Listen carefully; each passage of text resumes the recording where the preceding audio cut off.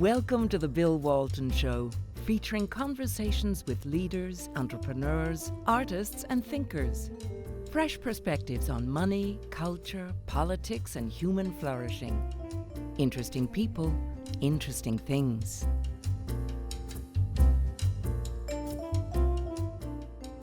Welcome to the Bill Walton Show.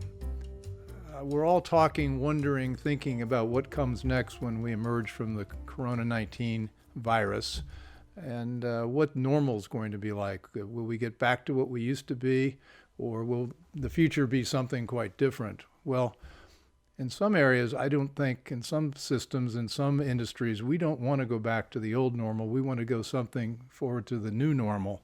In education is particularly one of those industries or institutions that I think could use a lot of fixing up.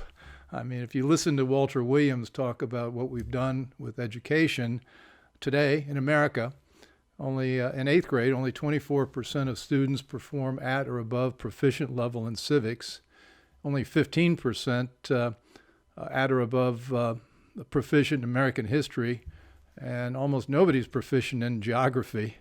And the opportunities to make education better are abundant. And with me to dig into this is somebody who's been pioneering and working in the education field for almost 3 decades, Jeanne Allen, founder and CEO of the Center for Education Reform, who has just published a new report called The Future of School Students, Not Systems. Jeanne, welcome. Hey, Bill, how are you? Hey, good to see you again. You too. Well, I opened this up with, I never quite know how to tackle education because it's such a big thing, and some schools are doing okay, and some are doing terribly. And I know you've been laboring in the vineyards to make things better. Where are we today, and where, how should we start thinking about what the future looks like for schools in America? Yeah, and probably we're in more vineyards than we should be these days of COVID, so to speak. Thanks for having me, and thanks for asking the question. I forgot that you're an expert in wine as well. Yeah, right, exactly. Okay, exactly. Vineyards kind of pique my curiosity, but no, you're absolutely right. This is it's a unique opportunity born out of a challenge, and I forget who said it, but you never want to waste a crisis. And so, despite that, and I personally feel so bad. Actually, the first person that said that was Machiavelli. Was it Machiavelli? Okay. Yeah. And then picked up by Rahm Emanuel. There you go. Put me in the bucket with Machiavelli. But I feel so bad for the students out there, the teachers, the parents who are going through this, and most people just kind of say, "Oh my gosh, I can't wait till we go back. I can't wait till everything just goes back to normal." And you're absolutely right in your opening. We can't go back to normal. Not only physically can't we go back to normal, but going back to normal suggests that we like those 15%, proficient in geography and history and civics and all the other things. And so we kind of looked around the minute this crisis happened, Bill, and said, what are we doing through the work at the Center for Education Reform that could be instructive for how we take the nation back to school? And we realized through lots of conversations that school is actually a verb. It's not a place. Okay, yeah, to school. It's a verb, and you should be schooling. And so schooling doesn't necessarily need a brick and mortar institution. People want, and that's okay, and might prefer that students be together. Yes, there are great things to benefit from there, but it doesn't mean you have to be in the same rows with the same kind of curriculum, with the same kind of instruction, with the same top-down stuff that's impeded our progress all these years. Well, we've got an experiment going on right now. I think most of the schools have been shut in America for 6 weeks? Mm-hmm. Kids have been sent home. The school year is over, and there's a lot of concern about some kids, like 8th graders, that might be falling way behind and are going to start struggling when they get to high school. But there are also a lot of experimentation with what's now homeschooling and online learning. I mean, is this where what are the early reports from how people are feeling about having their kids home and trying to make up for what is or isn't happening in the schools? Yeah, so it's interesting. I put it in 2 buckets, right? homeschooling suggests that a parent is doing something themselves, that they have collected the program, the curriculum, that they're guiding it. What's really happening in most places is digital or remote learning, depending on who you're talking to. And they're kind of one and the same right now. I mean, digital learning transcends what we're going through here. It means that there's programs and curriculum and basically just teaching and learning going on in this way or through your computer or self-paced. You might download a booklet, you might work in, hand in hand, you might go online to do an assessment, you may have a synchronous conversation with a teacher, you might get a phone call, you might also be in kind of that Brady Bunch Zoom thing that we've now all gotten used to, right? And remote learning is a little bit of the same. Some are doing high tech where all day, all hours of the day, students and teachers are pretty much interacting with each other face to face or interacting on and through a device, downloading programs, assessments, etc. And others low tech, again, have of course these workbooks. We talked to someone the other day at the head of National Heritage Academies, some 50 schools or so across the country, maybe a few more, founded by J.C. Huizenga, a good friend of us all. They printed out 350,000 workbooks and sent them to school.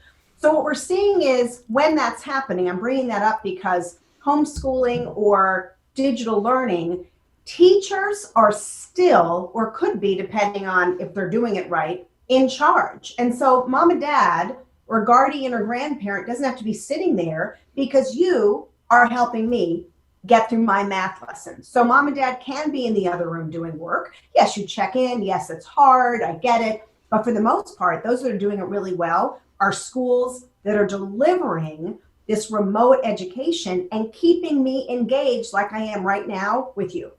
Well, but that's not universally true. I mean, aren't there some school districts that are saying they don't really want teachers to spend much time doing what we're doing with Zoom, and that the unions have gotten involved and said, we got to rethink how they're going to spend their time, and so it's not happening everywhere. No, it's not, and that's exactly right. I mean, what I was just mentioning is where it does happen, right? You're seeing a lot of this from small schools and some innovative school districts to charter networks to schools that are in the independent sector. And then you have the big, fat school districts, Philadelphia, Los Angeles, Seattle, that came out of the gate and said, oh, we better not start doing this kind of teaching yet, any teaching, because the first thing they said was, we don't know that everybody has a device or access to the internet, which is kind of like saying, we don't have enough lifeboats, so let's not save anybody, right? So once that people started getting over that, then the unions, of course, sharpened their pencils and came at school districts to renegotiate contracts and said, for example, in LA, we don't want teachers required to do any face-to-face learning. What an awful thing to say when you've got so many students for whom this is a benefit. This is communication for them, right, Bill? Philadelphia took weeks to even distribute devices that had been contributed, and then kind of left it up to individual schools to figure out, and they're still not fully online. Fairfax County, which is wealthy, had this huge blow up, hundreds of millions of dollars wasted where they could barely get people online. And then when they did, there were hackers. And on and on and on. And unions are saying, you know what, we don't want our teachers to have to go through this. And when they go back, they're saying, we want requirements that they have equipment, that there's guarantees of safety. I mean, the controls that they're going to come back with are even more than we deal with now. Are the schools going to reopen I can't say that everywhere in every place, but what's the body language now among educators about reopening schools in August, September? Is that going to happen? Yeah, so most leaders, districts, pundits, whoever are talking about this a lot right now. As you know, you heard the president the other night saying he wants schools to go back. Education Secretary DeVos was on Fox News recently saying the same thing, but to her credit, she's saying what we've been saying for a while as well, it's got to be different. So what we're hearing is two things. One is schools will open, but probably have a number of different arrangements. Maybe they will have, you can choose a couple of hours a day to go, and you can pick what works best for you. Maybe it's just 2 or 3 days a week. We're hoping and pushing the idea of innovations where you might decide that it's okay for your children, Bill, and my kids, but we want them actually in the YMCA or the library in small group sessions, not with hundreds of kids and teachers the rest of the day. So I think there's going to be a lot more appreciation for competency. We've talked about that before when I was on your show, this idea that we should have our students mastering and becoming competent and not worry about how long they're in a seat. And so that's what this is really driving. The conversations now, I would say, are 25% innovative. The idea of maybe bringing kids back in different hybrid arrangements, maybe taking advantage of some virtual or online schooling programs and partnerships.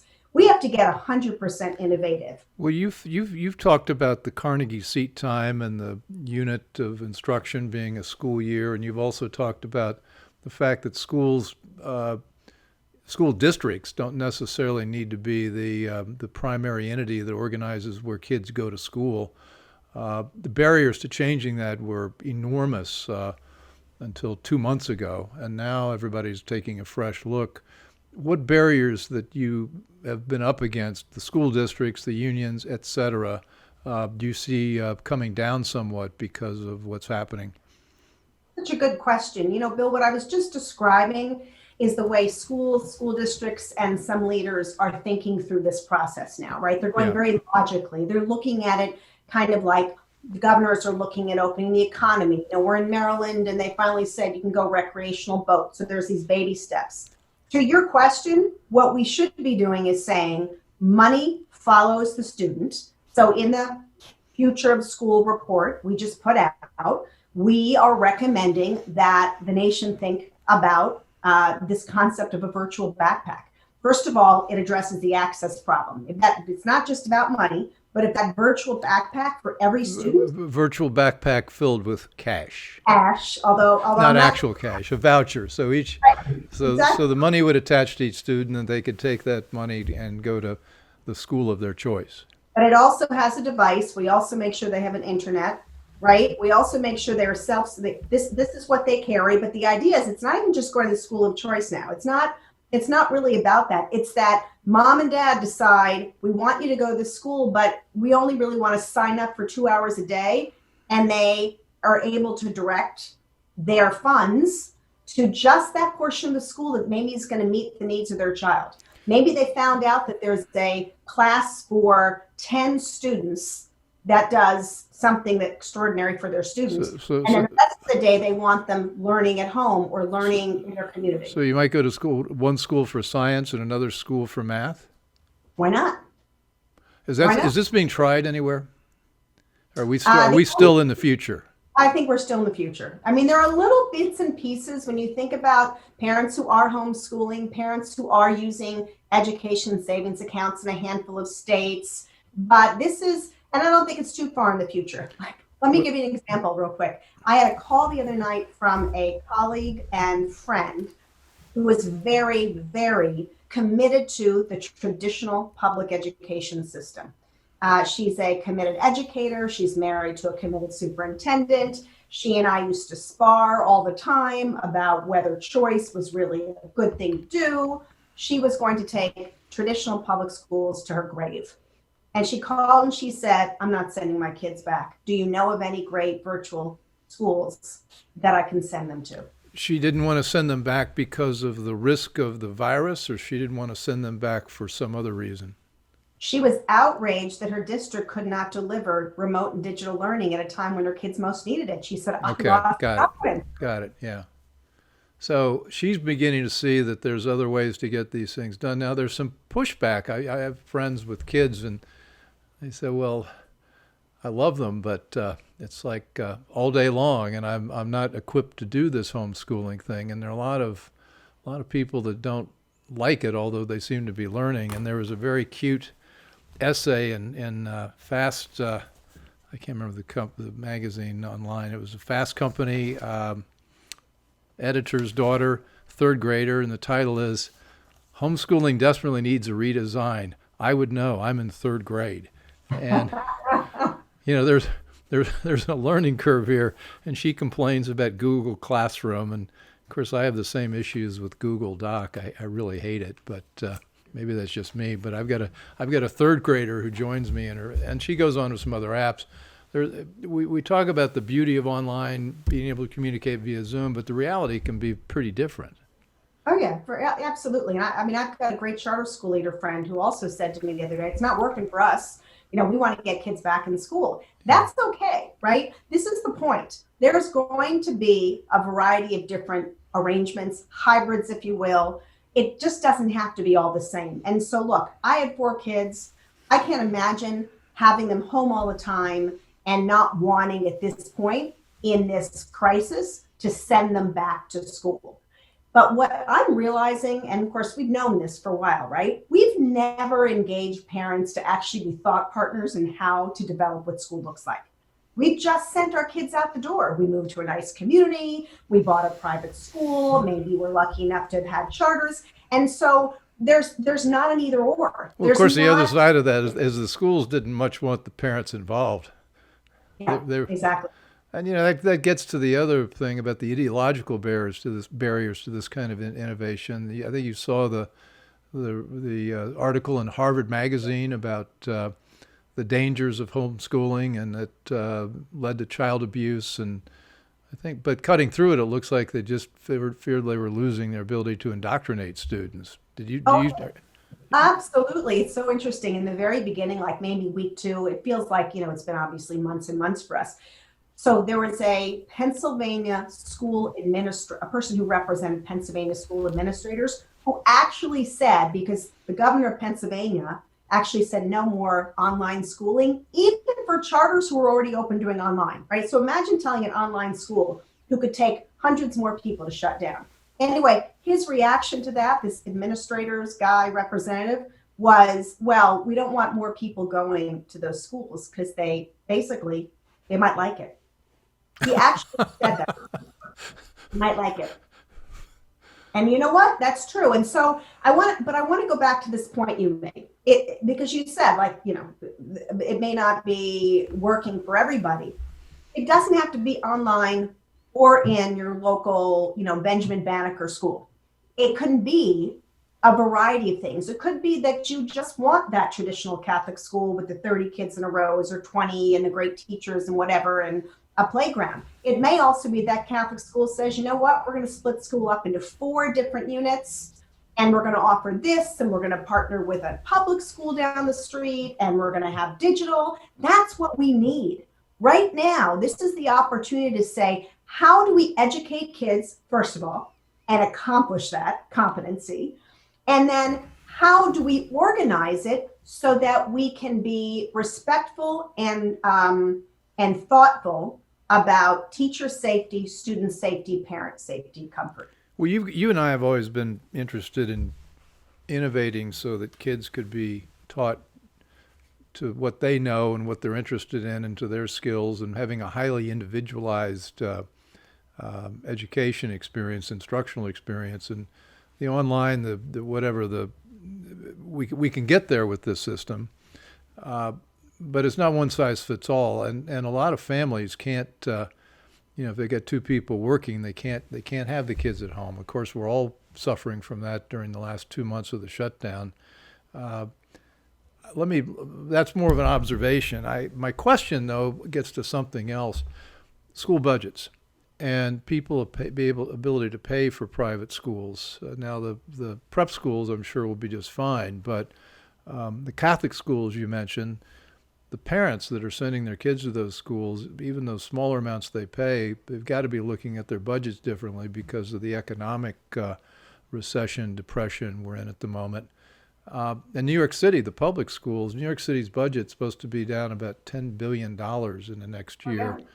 And about a third of that goes to schools. So all of a sudden, you can't really say we're going to be back to normal, because you're going to be having a lot less money to run a school. What are you saying?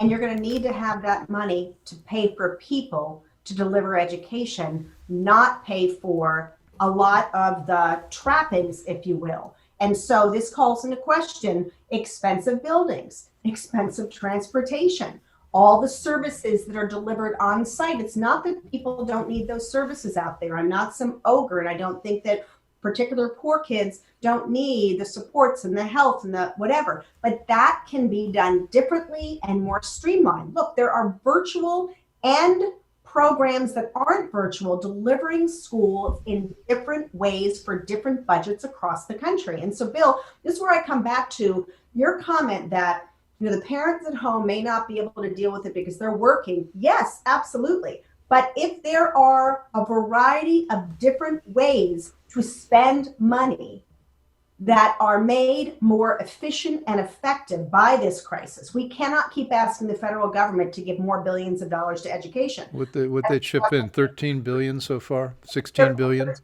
billion, and now the education establishment is asking for 250 billion more. Where's that coming from? We don't even have it. So this is the problem. So the idea of budgets has to be where the students go. If we keep coming back, people think it's radical, it's the people who actually just really believe in limited government. No, think about it. If you don't get that, school isn't chosen, that program isn't chosen, it doesn't get paid for. It's as simple as that. But think about the opportunity for those parents who do need jobs today, or the people who do need jobs to be able to doing things in different ways, online, remotely, or a few hours in place, a few hours a week. Well, that's where we've got enormous pushback against charters, with the fear that, well, if you let people send their kids or kids choose to go to charters, that's going to suck money from the other public schools, and those public schools are going to get hurt. That argument still exists, and that argument's going to be made more because there's going to be less money to pay for all these things. I mean, how are the battle lines lining up in May of 2020 as we look at the next school year?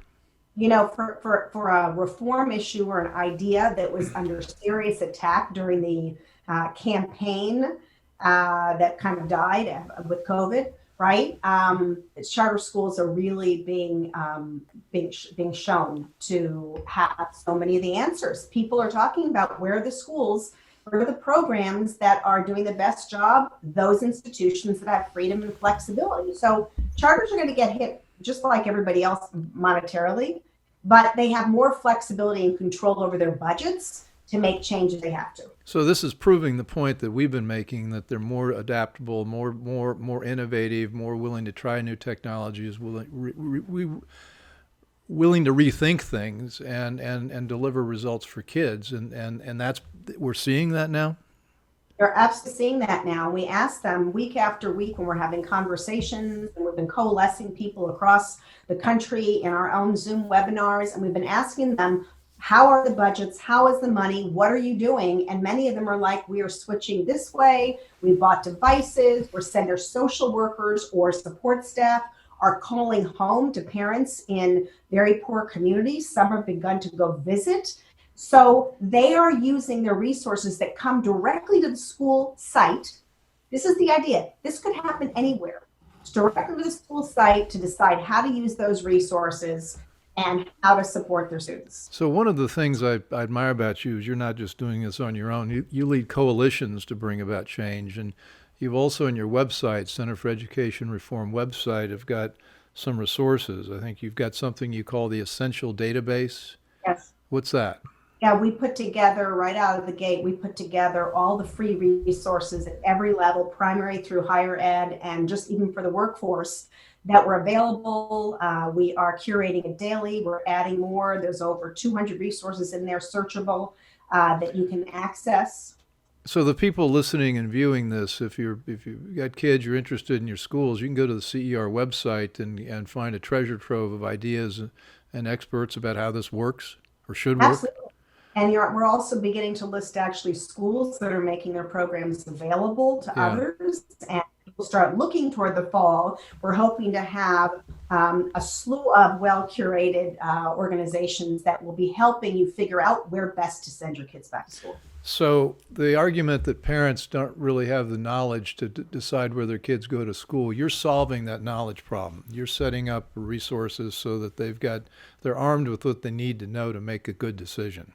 And there's tons of resources like that out there. We're sort of curating the curators and saying, here's where you go one-stop shopping. I'll tell you what, Bill, I've never seen so much generous, and I don't mean by giving away free stuff, generous interaction of people saying, we will work with you to solve this problem. Whether you're a superintendent, a teacher, a parent, a governor, whoever it is, this is a time that we realize we actually have a lot of the answers in education, and we have them.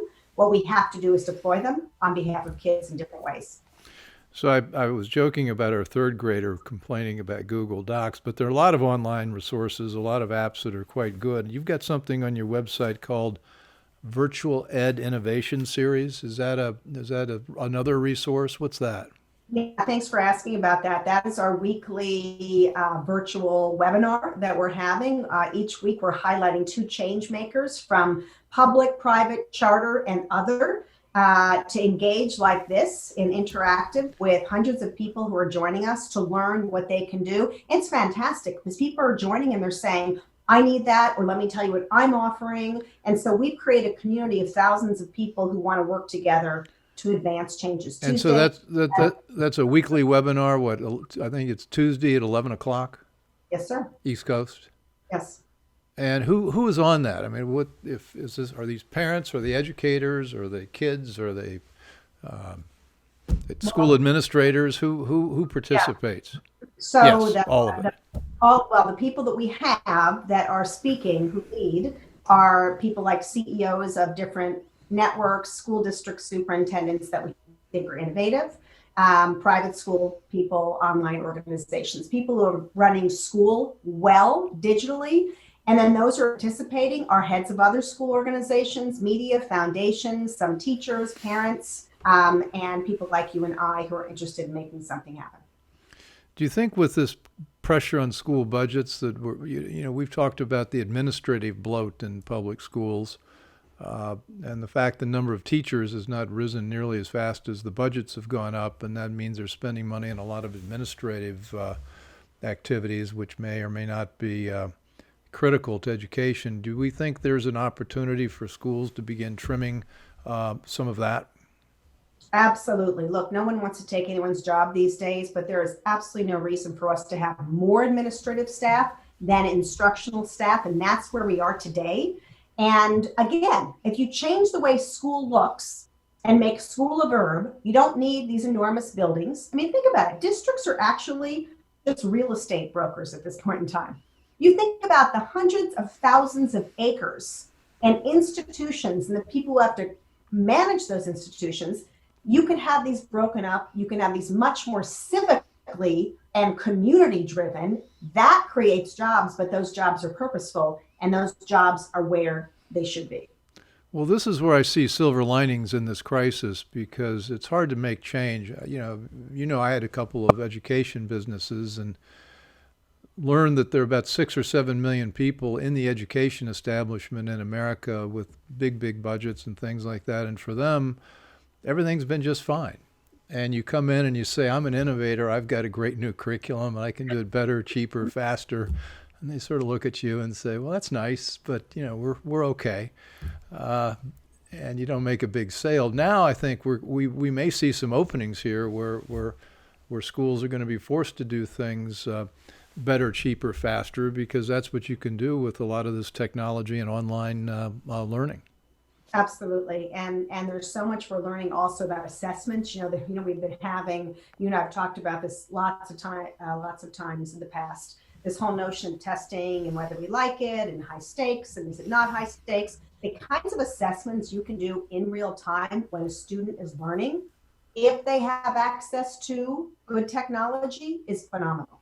And so why have these enormous, expensive end-of-year course test if you could be assessing students on a regular basis? Maybe students maybe they're 9 and they're in the equivalent of 5th grade math.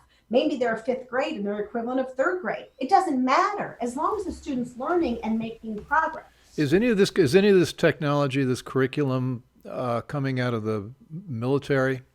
Because I was in the Army and I went through basic training and they called it AIT, Advanced Individual Training, where you learn your specialty. And the thing about the Army is if you had a military specialty, you weren't allowed to flunk. You had to learn everything. And so to be a specialist, and I was trained to be a clerk. That was what they wanted me to do. But the curriculum was designed so it was all self-paced, and you had to learn everything, and you could go as fast as you wanted to learn that and get your proficiency level. And I always thought the military for decades has been doing a good job educating everyone that comes in. Are you seeing any of that bleed into instruction that is in public schools or private schools today? Yeah, so I've heard that before, Bill, and it is an amazing model. What's happening now is there's an awful lot of tech companies that are creating hard skill and soft skill online assessments that schools are partnering with to help not only deliver, so they're not doing the education piece, but they're coming in and saying, if you want to go into this as a career, here's some of the skills you need, and they can take an online assessment and the school can route them into the courses they need to become a scientist. Maybe they want to become a teacher. Maybe they don't know what they want, and the system helps them assess. So probably in the way that you were routed to being a clerk or then taught how to go through it, are some of the same programs that we're seeing in the career area. Not so much in the curriculum, not so much with the testing. I think that's a great connection for us to begin to think about and make for people. Well, we've got a couple of minutes left. I love the idea of making school, emphasizing that it's a verb. And it seems like there is an opportunity in this crisis. Sort of your final thoughts about call to action and how people can support what you're doing? Yeah, so let me end with an important set of policy prescriptions, because a lot of people forget that, and it's kind of boring. But really, we can't do any of this unless we loosen up the rules for schools and districts and how they spend money. So right now, we have unprecedented flexibility because the Congress and federal government did this with most rules and regulations to allow states and districts to teach any way they needed to right now. They waived certification requirements for teachers. They've waived all sorts of rules other than like special ed, safety, and health, right? We have to deal with health right now. So what if those waivers stay in place? In other words, allow money not just to follow kids, but to go beyond borders, to go even beyond state borders. Why do I have to go to a school in Maryland with my Maryland tax dollars if there's a school that suits me better in Florida or in Virginia? We need full waivers that monies are located and accounted for at the local level. So you'd argue for the continuation of the waivers, make them not temporary, make them permanent. Yep, make the money flow, make the waivers permanent, and talk to local legislators, governors, and certainly petition Congress for those things. People have to be speaking out. So that's my kind of spiel. Go to edreform.com, get involved in what we're doing. We're trying to make all of these great ideas across the country, bring them to light, and sprinkle them everywhere. Jeanne Allen, thank you. As always, I know you'll be coming back at the next critical point in our war to improve education. And thank you for joining me on today's show. I hope you learned a bit about what's at stake and as we go forward with education change. You can also learn more about Jeanne Allen and her work on a new website that we're going to be releasing in a couple of weeks. We have something called an Interesting People page, and she's one of the more interesting people I know. Also, you'll be able to subscribe to the show and give me your comments and feedback and suggest future guests and topics in upcoming shows. So anyway, thanks for joining, and I'll see you soon. Thanks for listening. Want more? Be sure to subscribe at thebillwaltonshow.com or on iTunes.